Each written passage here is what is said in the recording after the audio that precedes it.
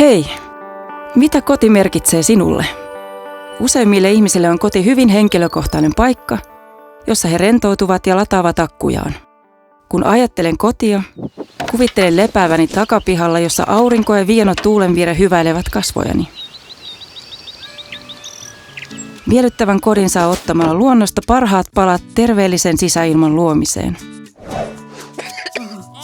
Tiesitkö, että nykyihminen viettää liki 90% ajastaan sisällä? Ulkona vietämme vain 10% ajastamme. Valitettavasti 30% rakennuksista ei ole terveellistä sisäilmaa. Tutkimus on osoittanut, että terveellinen koti edellyttää päivänvaloa ja runsaasti raitista ilmaa. Entä mitä tulee energiaan? Euroopan nykyinen rakennuskanta nielee liki 40% koko energian kulutuksestamme. Se on huikea määrä energiaa. Miten vastaisimme tähän haasteeseen? Luola-ihminen käytti puuta lämmittävän tuulen ruokkimiseen. Sitten rupesimme käyttämään myös hiiltä, öljyä, kaasua, kuten tiedät. Tämä onkin ongelma. Tavanomaiset energialähteet tuottavat hiilidioksidia. Näiden resurssien yhä kasvava käyttö vaikuttaa haitallisesti maapallon ilmastoon. Pitkän aikavälin ongelma on seuraava. Miten tyydytämme maailman kasvavan väestön, kasvavan energian tarpeen ja miten luomme turvallisia ja kestäviä energiaratkaisuja, jotka toimivat kotioloissa? Vastaus on käden ulottuvilla. Se on niin ilmiselvä, että meillä on taipumus unohtaa se. Elämän ja energian suuri luoja on aurinko.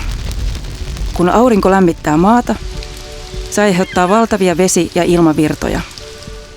Auringosta saapuu joka vuosi 1500 kertaa enemmän energiaa kuin mitä koko ihmiskunta kuluttaa.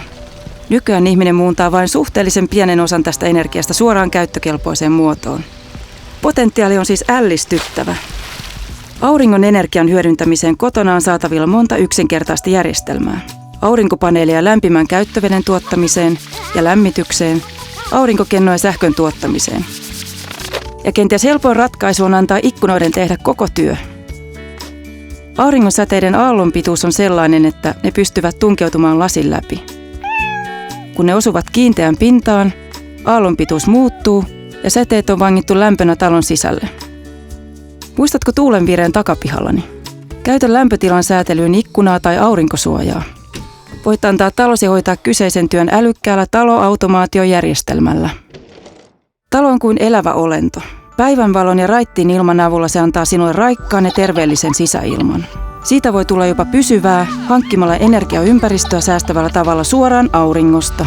Tuleva kotisi voi olla aktiivitalo, jossa energia, päivänvalo ja raitis ilma edistävät hyvinvointiasi ja säästävät rahaasi. Tämä antaa meille mahdollisuuden hyödyntää tehokkaammin maailman luonnonvaroja ympäristön, ilmaston ja tulevien sukupolvien eduksi.